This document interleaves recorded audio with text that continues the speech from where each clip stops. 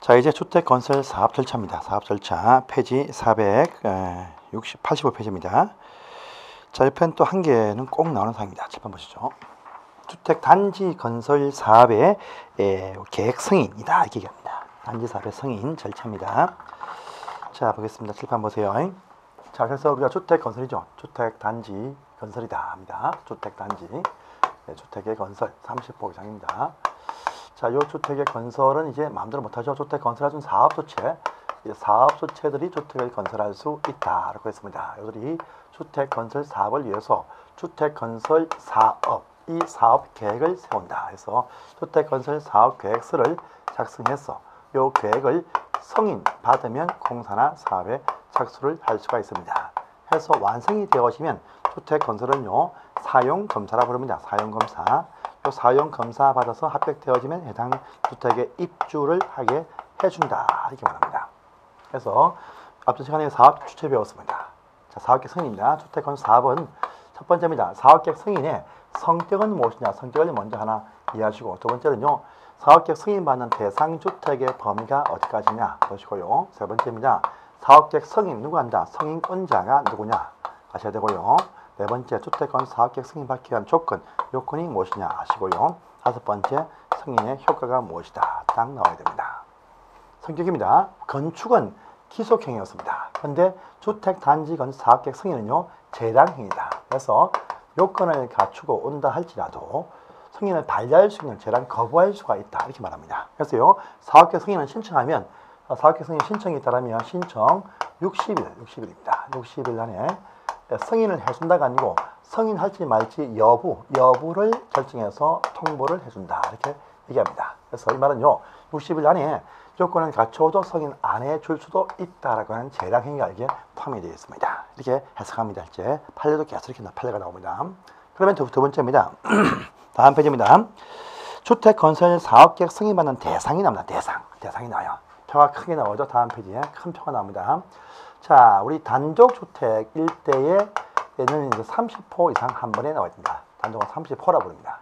또 공동주택은요 한 번에 건설될 때 30세대 이상 한 번에 나올 때다 이렇게 말합니다. 또요 혹시나 대지 조성 사업이면 이 조성되는 면적이 한 번에 1만 제곱미터 이상 조성될 때 대지 조성 사업계획 승인받는다 이렇게 말합니다. 이것이 원칙입니다. 30호 이상이다. 그런데 요 경우에 둘 다 50호 이상일 때부터 승인받는 경우도 있다라고 합니다. 좀 완화를 해준 것입니다. 다시 구분이 딱 되어집니다. 단독주택일 때 50호 이상인 경우는 어떤 경우냐라고 하니까 일단은 한옥주택단지는 50호 이상이다. 이렇게 말합니다. 첫 번째 보시면 박스 안에 나번에 나와 있습니다. 자, 두 번째는 이런 말 나옵니다. 자, 우리 개별 필지입니다. 필지 구분 없이 필지를 구분하지 않고 공급할 때 그렇다. 이렇게 말합니다. 여기는요, 단독주택 단지를 한 번에 조성해서 분양한다 할지라도 필지는 나누어서, 번지를 나누어서 이렇게 해서 집을 지어서 이렇게 공급을 딱 하게 되어 있습니다. 그런데 필지를 구분하지 않고, 필지 구분 없이 주택은 요 안에 여러 채를 짓습니다. 짓는데 요 주택들을 대지는 지분을 서로 공유하는 식으로 하나의 대지, 하나의 필지 안에서 이렇게 필지 구분하지 않고 이렇게 조성해서 공급할 때는 50호 이상일 때부터 사업계획 승인 받게 해준다. 이렇게 말합니다. 필지를 나누어서 공급하면 30호 이상이고 나누지 아니하면 50호 이상 이 말이 되겠습니다. 이렇게 해서 할 때 바로 50호 이상인데 사업계획 승인 받게 해줍니다. 그 다음에 공동주택은 어떻느냐? 공동주택입니다. 공동주택일 때 50호 이상도 두 가지가 나옵니다. 첫 번째 보시면요 이런 말 나오죠. 도시형 생활주택 요 주택의 종류 가운데에서도 단지 형태의 다세대와 단지 형태 연립주택을 공급합니다. 이러면서 요 주택들이 전부 다 보시면요 다 30제곱미터 이상 면적은 나온다 하면서 요 주택의 진입도로입니다. 요 단지에 진입하는 도로의 폭이 6m 폭 이상이 되어지면 이럴 때는 자 60호 우리 50호 이상일 때부터 사업계획 승인 받게 해주겠다. 완화시켜 준 것입니다. 이거 하고요. 그 다음에 정비법을 통해서 탄생되는 그 주택 가운데서 우리 주거환경 개선사업, 산통형 사업이죠. 개선사업하고 철거하지 않는 사업, 중앙형 관리사업 이 두 가지 사업을 통해서 탄생되는 주택 단지일 때는요 50호 이상일 때부터 사업계획 승인 받게 해주겠다. 이렇게 완화를 시켜줬습니다. 여기 포함이 되어지면요 아주 복잡합니다. 주택뿐 아니고 각종 부대 시설, 복리시설 다 갖추어야 되지만 요 규모부터는요 50호 이상이고 요때는 30호 이렇게 구분이 되어진다. 완화시켜준 것입니다. 그러니까 요 규모의 구분 꼭 해주십시오. 이것이 바뀌는 후에 다음 시험이 처음 시험이니까 꼭 나올 수가 있습니다. 그 다음에 여러분들 예외 나옵니다. 예외. 요 규모 이상임에도 불구하고 예외 사업계획 승인받지 않는 경우도 있다라고 합니다. 여러분들 이 문장 소개해 보시면 두 가지가 나오거든요. 두 개인데 한 개입니다. 먼저 첫 번째 보시면 복합건축에서의 그 박스 안에 보시면 기억에 보시면요. 사업 기억상은 다 줄을 쫙 그으세요. X입니다. 기억상이 삭제가 딱 되었습니다. 공급 면적 제한이 없기 때문에 297제곱미터 요 삭제가 딱 되었어요. 그래서 기억은 다 없애십시오. 없이고 이런 말 나옵니다. 첫 번째 보시면 그 지역이 어디냐? 상업지역과 그 다음에요 준주거지역이라는 요 장소 안에서 주상 복합주택을 건설을 한다라고 합니다.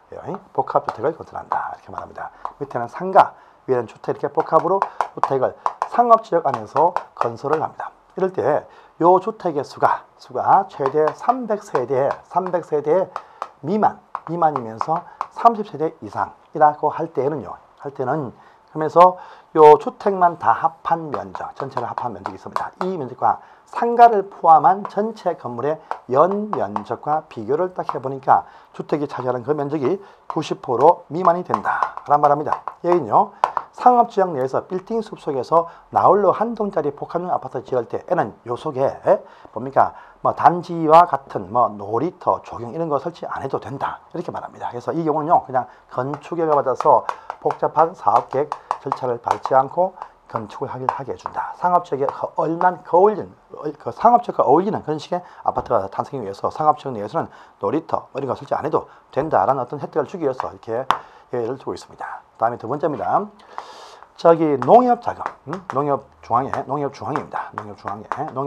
자금 가지고 건설되어지는 저기 시골 농촌에서의 농촌에서의 농어촌 주거환경, 농어촌에서의 농어촌 주거환경 개선 사업을 할 때 탄생될 때입니다. 이때도요 사업계획 받지 않고 건축에 왔습니다. 이 말은요 농촌 마을 가운데에서 아파트를 딱 지을 때 얘는요 농촌인데 굳이 안에 경로당 또 놀이터 이런 거 필요 없다. 왜? 주변이 전부 다 농지고 산지고 하니까 애들이 놀기 좋으니까 그쪽에 보내면 되지. 안에 단지 안에 보통 단지처럼 무슨 놀이터, 경로당 이런 거 필요 없다. 이렇게 혜택 주기 위해서 농협 중앙에 자금이 투입이 되어진 농어촌 주거 개선 사업일 때는요 사업계획 승인받지 않는다. 이렇게 예외를 든다. 이렇게 말합니다. 좀 복잡해도 이 사항은 틀 잡고 가십시오. 중요합니다.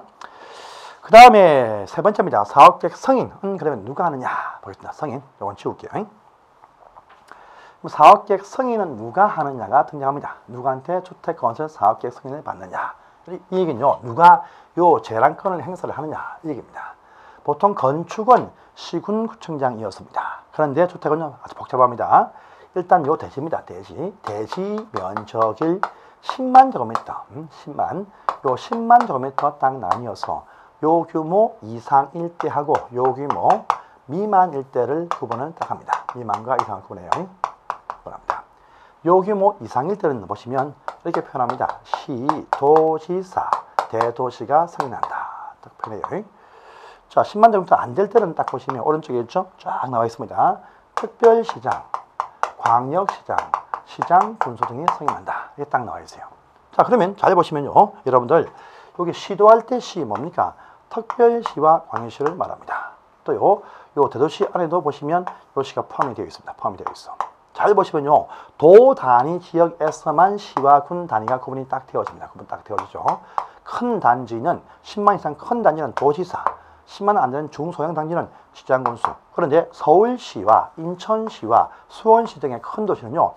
30세대 이상만 되어지면 대지 구분 없이 전부 다 특광 대도시가 승인합니다. 얘기죠. 제한권을 행사를 위해서입니다. 서울 보세요. 서울 보시면 한강이 흘러가죠. 한강이 있습니다. 한강 위에 도봉구입니다. 도봉구 제가 여기 살고 있습니다. 도봉구 노원구입니다. 또 저쪽이 언평구입니다. 저기 금천구입니다. 여기하고요. 서울 밑에 있는 저기 서초구, 또요 강남구, 송파구 보세요. 아파트가요. 이쪽은 한 평당 1,000만 원, 한 평당 3천만 원, 3배 차이 납니다. 그러면요 집을 지어도 여기 지으면 주택 건설이 또 100% 완판 분양 잘 됩니다. 잘 돼. 수익도 엄청 높습니다. 여기는요 미분양이 발생이 되어죠. 그러면 집을 지을 때 이쪽에 집을 안 짓습니다. 다 여기에 몰아서 집을 지어요. 그러면요, 여기 구청장들은요, 좋아하겠죠? 다 석이 내어줍니다. 그러니까 시 전체의 골고루 발전이 안 됩니다. 여기 집이 필요한데 집이 없고 집이 계속 나옵니다.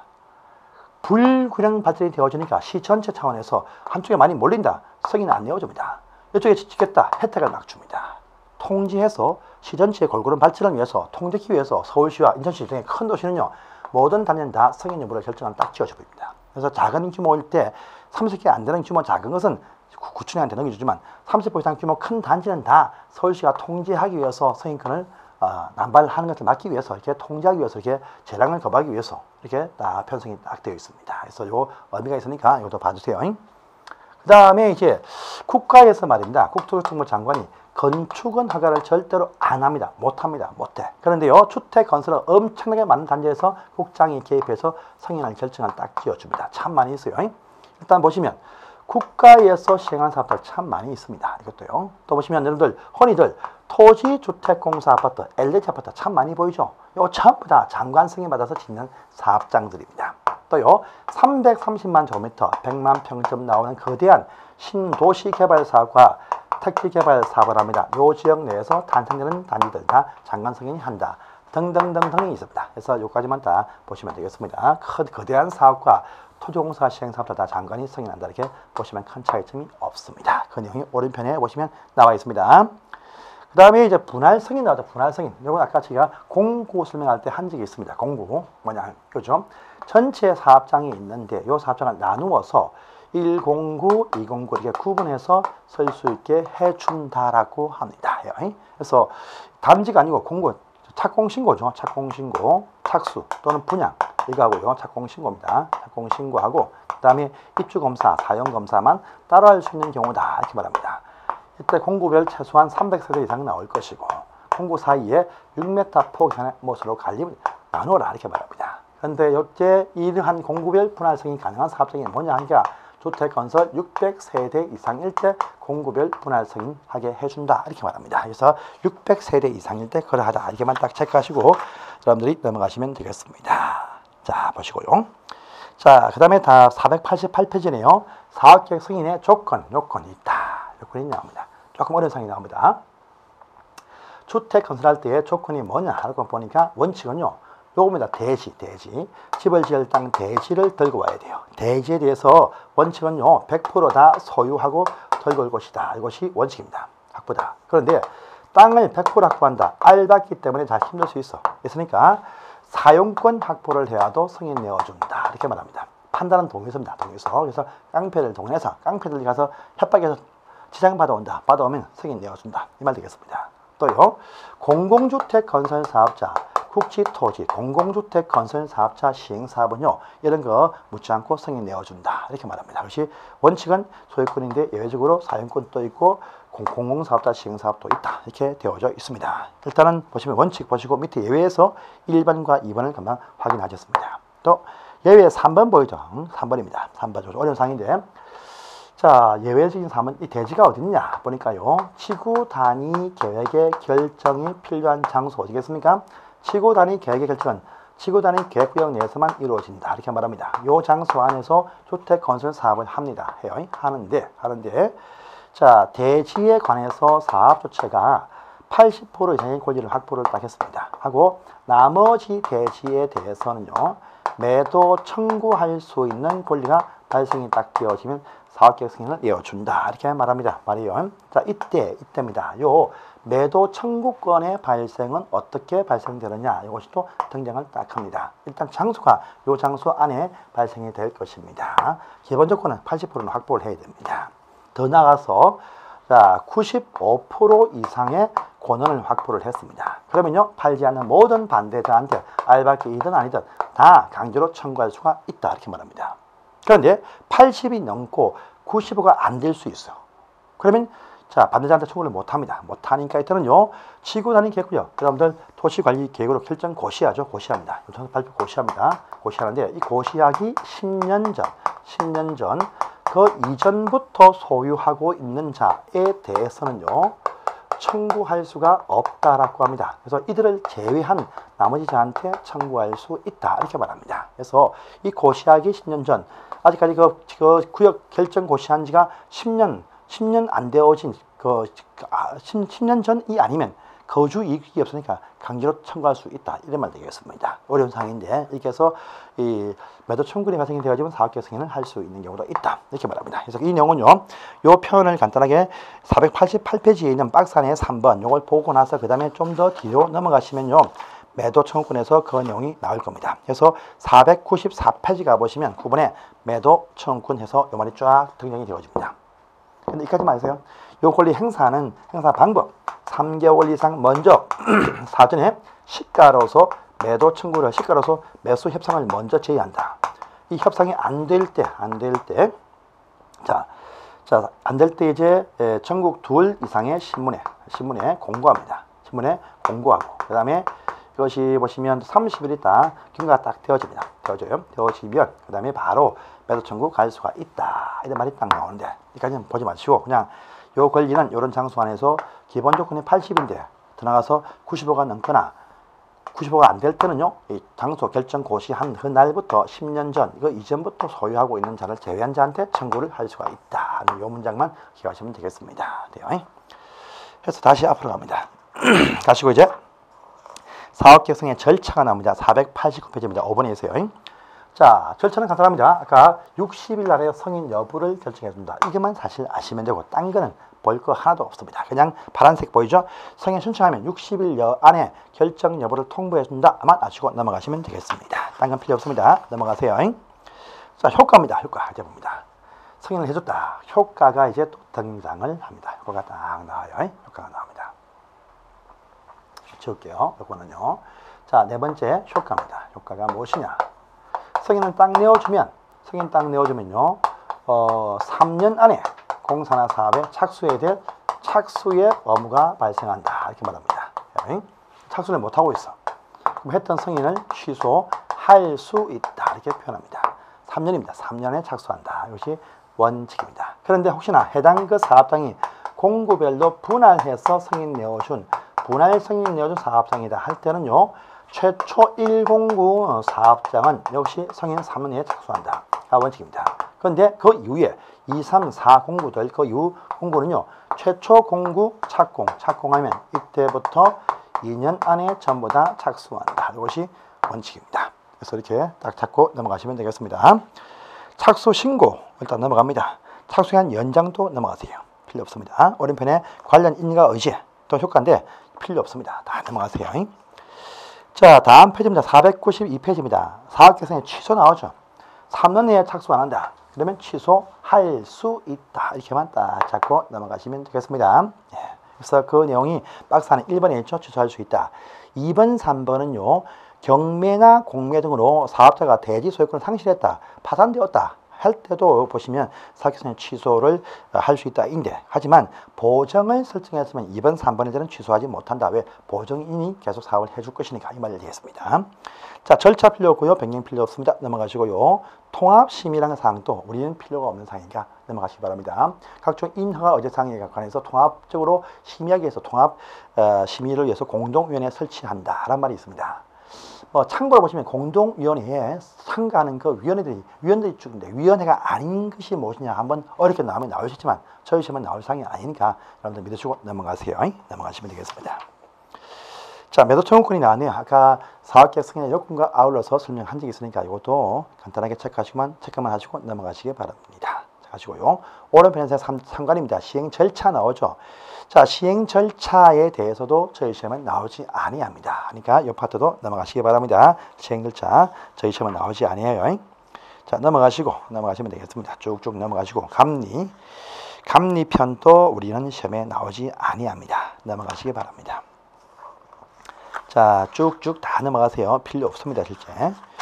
자, 사용검사 제2항입니다. 500페이지입니다. 공사 끝이 났으면 이제 사용검사 받습니다. 자, 이거 중요하죠. 이거 보겠습니다. 자, 다 지울게요, 이제. 승인은 다 보셨습니다. 이제 사역 끝났으면 사용검사, 입주검사를 받는 절차하고 검사받는 단위는 또 시험에 항상 나올 수 있는 중요한 사항들이 있습니다. 보겠습니다. 자, 사용검사입니다. 주택 단지에 공사 끝이 나면 입주하기 위해서 검사받는다. 사용검사라 부릅니다. 건축은 사용승인, 주택은 사용검사라 부릅니다. 첫 번째입니다. 검사는요, 이렇게 합니다. 우리 사업주체입니다. 사업주체가 공사 끝이 나면 공사 완료 보고서에다가 감리 보고서 첨부해서 시군구청장한테 검사 신청한다. 이렇게 말합니다. 사업계획 승인은 말입니다. 시도대 등이 승인해도 검사는 이제 전부 다 시군구청장한테 검사권을 맡기고 있습니다. 요 신청합니다. 요 신청을 딱 한다라면 신청이 되어지면 15일입니다. 사용 승인은 7일, 요것은 15일 안에 승인 여부를 결정해서 알려줍니다. 보통 건물은 7일, 단지는 15일입니다. 15일. 사업계획 승인, 공사할 때 착수는 60일이지만 끝나고 검사는요 15일 안에 검사를 딱 해줍니다. 해줘요. 그런데 요 사업자가 중간에 파산되어서 사업을 못하는 경우도 있습니다. 일단 두 번째입니다. 시공보증인, 시공보증사 반드시 있어야 됩니다. 요들이 공사 신청해서 검사 신청하게 되어 있습니다. 보증인이. 그런데 보증인도 없거나 파산되었다. 출파산되었습니다. 세 번째입니다. 당첨되어진 입주 예정자들이 대표 회의를 설치합니다. 대표 회의 10명이 있는데 이 입주인자 대표 회의에서 공사를 마주하고 검사 신청하게 되어 있다. 이렇게 말합니다. 그러면요, 이렇게 합니다. 건축물 대장에 등재하는 거하고 소유권 보존 등입니다. 요 등기 명의를 직접 시공보증인 앞으로 또요 직접 입주 예정자 앞으로 등기가 되어지고 보존 대장이 설치가 된다. 이렇게 표현합니다. 그래서 이렇게 단계를 거쳐 뛰어넘으면 이 대장의 등재와 등기 명의가 실제 보증인 앞으로 입주인자 앞으로 곧바로 되어진다. 이렇게 말합니다. 이 절차. 이건 파산되었을 때. 그런데 파산이 아니고요. 사업 주체가 파산이 아니고 정당한 이유 없이 검사 신청하지 않고 있습니다. 이때는 또 보시면요. 이때도 보시면 역시 시공보증인 뿐 아니고 입주 예정자 뿐 아니고 이때는요. 시공한 자, 시공자도 검사 신청할 수 있게 된다고 추가되어집니다. 정당한 이유 없이 신청 안 하면. 보시고요. 자, 이것이 일단 여러분들 절차입니다. 절차 밑에 보시면 관로 2번 편입니다. 양관로 2번 편 보시면 예외적 신청에서 1번과 2번 사업자가 파산되었을 때와 정당한 이유 없을 때라고 두 개 먼저 설명했습니다. 또 오른편에 사용검사 절차에서 신청하면 15일 안에 검사 여부를 결정해 줍니다. 파란색 나와 있는 부분이 있습니다. 확인하시고요. 다시 왼편에 오시면 사용검사 받는 요 절차였고요. 사용검사 받는 단위가 나옵니다. 단위. 자, 이건 사업 단위다. 사업 단위별로 검사해 준다. 이것이 원칙입니다. 이 말은요. 최초 설계에 나와 있는 모든 바와 같이 주택 101동, 102동, 103동 뿐 아니고 부대시설, 조경시설, 상가시설 다 완성하고 신청하라. 이것이 원칙입니다. 원칙인데 또 예외 나옵니다. 예외가 나온다.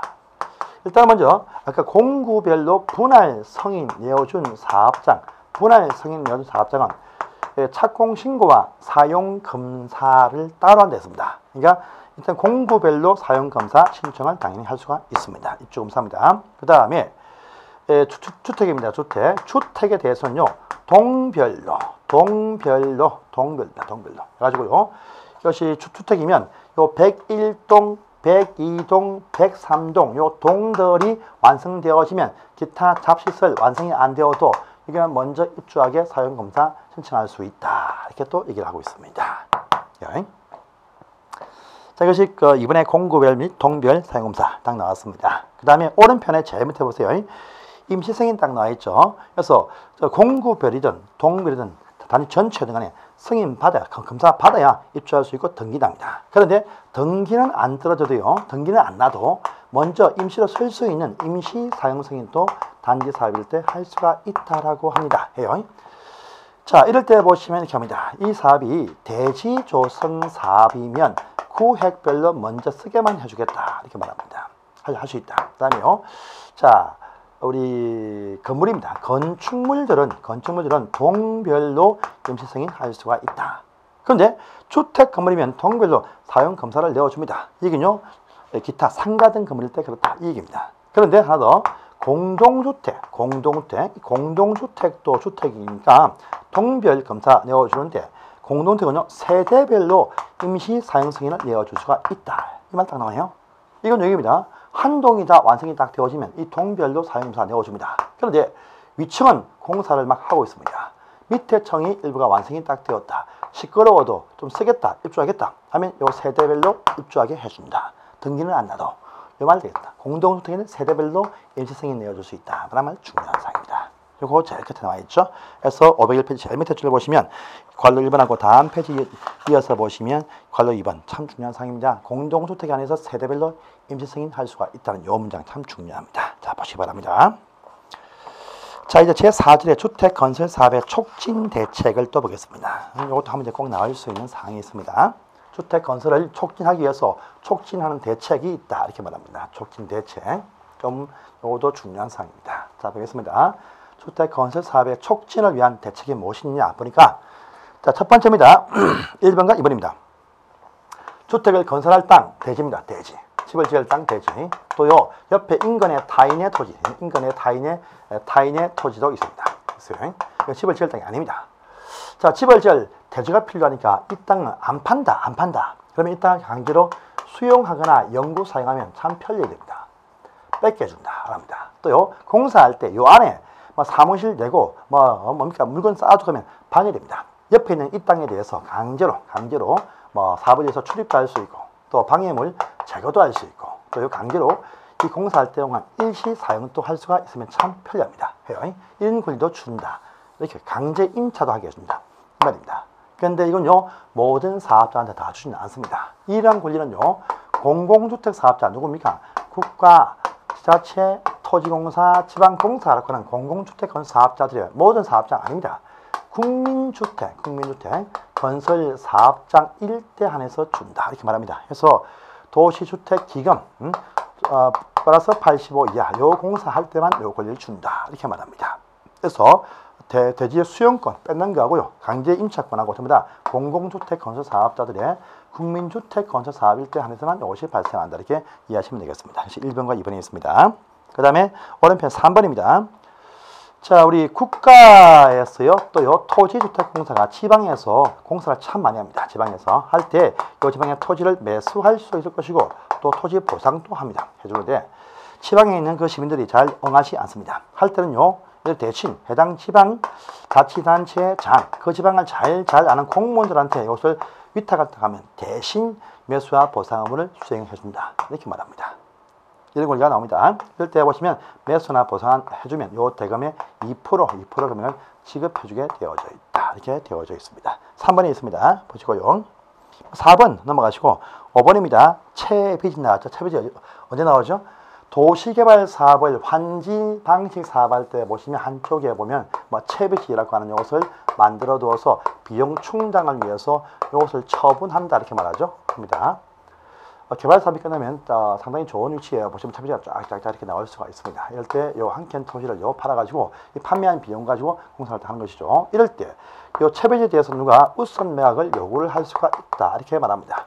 매각을 요구할 수 있어요. 뭐냐면 국민주택 용지입니다. 국민주택 용지가 필요한 모든 사업자들이 요구한다면 이 채비지 전체에서 2분의 1 넘지 않는 범위 안에서 매각을 할 수가 있다 이렇게 말합니다. 할 때 보시면 경쟁 입찰 시켜서 한다. 이것이 원칙이다. 이렇게만 따가시고 넘어가시면 되겠습니다. 그 내용이 바로 5-1번에 있는 사항이었습니다. 자, 그 다음에 다음 경쟁 입찰이 원칙인데 요거 업체가 한 개일 때는 수의계약도 할 수 있다. 제일 밑에 나와 있죠. 자, 보십시오. 채비지 양도가격은 감정평가액으로 하는 것이 원칙인데 임대용 주택 건설 등일 때 조성원가로 싸게 줄 수도 있다. 또 이어서 이번에 나와 있습니다. 간단하게 딱 정리했습니다. 자, 보시고요. 자, 그 다음에 이제 6번입니다. 6번은 요 얘기입니다. 자, 여러분들 보시면 이렇게 땅을 뺏어간다. 반면요. 국가가 보유하고 있는 토지가 있습니다. 시에서 보유하는 토지가 있습니다. 공유지. 이런 땅에 대해서 누가 우선 또 매각을 요구할 수가 있다라고 합니다. 모든 사업자는 안 됩니다. 누구냐니까요. 자, 국민주택 규모의 주택을 반 이상 짓는 그 사업장일 때, 또요, 주택조합이 주택을 지을 땅이 필요할 때, 이때 보시면 우선 매각을 요구할 수 있다. 그러면 이 땅을 매각을 해 줘야 됩니다. 대신 매각하면 이 싼 땅들을 전매하지 말고, 전매에 더 팔지 말고 2년 안에 해당 당신들 목적 사업에 착수해라. 착수의 업무가 붙는다. 이렇게 말합니다. 그런데 착수를 안 하고 있어. 다시 뺏어갑니다. 환매한다. 환매한다. 이렇게 하는 표현이 바로 그 표현 되겠습니다. 이 사업자 국민주택 규모의 주택을 반 이상 짓는 사업장과 주합 아파트일 때 이것을 우선해 가지고 있다. 대신 팔면 2년 내에 착수의 업무가 있다. 아니면 환매에 온다. 이렇게 말합니다. 6번에 있는 사항입니다. 체크를 딱 해주세요. 자, 7번이 이제 마지막 사항입니다. 간선시설의 설치를 또 도와주면 사업이 건설 촉진된다. 이렇게 말합니다. 간선시설이 뭐였죠? 간선시설. 이건 요 얘기입니다. 단지 안에 있는 중요한 기관시설. 참 많습니다. 단지 안에 보시면 단지 안에도 도로가 있습니다. 도로가 있고요. 또 단지 안에 보시면 상하수도 시설이 있습니다. 또 단지 안에 전기시설이 있고요. 가스 있고요. 통신이 있고 지역 난방 시설이 있습니다. 전가통지, 전기, 가스, 통신, 지역 난방이 있습니다. 이것들 단지 밖에 있는, 단지 안에 있습니다. 단지 밖에 있는 동종 같은 기관 시설망과 중간에 연결시켜서 공급을 딱 해야 됩니다. 연결되는 부분, 이것이 뭐냐? 바로 간선시설이다. 예, 부릅니다. 간선시설. 자, 간선시설 설치는요, 해당 단지가 나오기 때문에 필요한 것입니다. 그러니까 이 단지 건설하는 사업자들이 이것을 설치를 다 하는 것이 원칙인데, 비용 때문에 참 엄두를 못 냅니다. 못 내니까 도와주기 위해서 이 해당 사업장이 100세대 이상 되는 규모의 사업장이라든지 또는 요 사업장이 16,500 이상의 규모의 대지 면적 가진 사업장입니다. 이럴 때는요, 이걸 대신 설치해 줍니다. 도로, 수도는요, 해당 지방자치단체가 대신 설치해 줍니다. 전기, 통신, 가스, 지역 난방은요, 해당 시설 공급자, 한국전력 등이 다 설치를 해줍니다. 직접 자기들 비용을 딱 대어서요. 요 해당 주택의 사용검사일, 입주검사일까지 설치를 완료해주게 딱 되어져 있습니다. 그런데 요 돈이 없는 지방은 요 설치할 돈이 없을 수 있어. 그래서 도로 수도에 대해서만치는요, 해당 국가에서 요 설치 비용의 2분의 1 범위 안에서 이것을 보조할 수가 있다. 이렇게 또 되어 있습니다. 그런데 요 사용 검사일까지 설치를 완료하지 못할 어떤 특별한 사유가 있다. 확인이 딱 되어지면 요 급한 사업주체가 해당 주택 사업주체가 먼저 이 사업자가 먼저 자기 비용을 대어서 직접 먼저 설치를 할 수가 있습니다. 할 수 있다. 설치를 한 다음에 설치한 비용에 대해서 상환을 요구할 수가 있다. 이렇게 딱 나옵니다. 요 요구 들어온다면요, 사용 검사일로부터 3년을 넘지 않는 기간 중에서 설치 비용 상환 계약체에서 상환을 해준다. 이렇게 말합니다. 그래서 간선시설 설치함으로써 또 도와주는 하나의 혜택이다. 이렇게 말합니다. 자, 그 내용이 지금 딱 설명이 쫙 되었던 사항입니다. 설치 대상 단지와 설치 업무자, 또 설치 시기, 설치 비용, 또 사업자가 설치할 때 비용 상환 요구에 대해서 3번에 1, 2, 3, 4번 딱 나와 있습니다. 지중설도 필요 없습니다. 넘어가시고 다음 페이지 보시면 다시 도로 상하수 설치 대행, 이것도 필요가 없습니다. 넘어가십시오. 그다음에 8번에 시설 규속, 이것도 필요 없으니까 넘어가시면 되겠습니다. 가시고 이제 제4장에 주택의 공급 딱 나왔네요. 공급 참 중요하죠. 공급과 그 다음에요, 이 거래와 또 자금, 이게 세 파트가 나옵니다. 다음 시간에 뵙겠습니다. 감사합니다.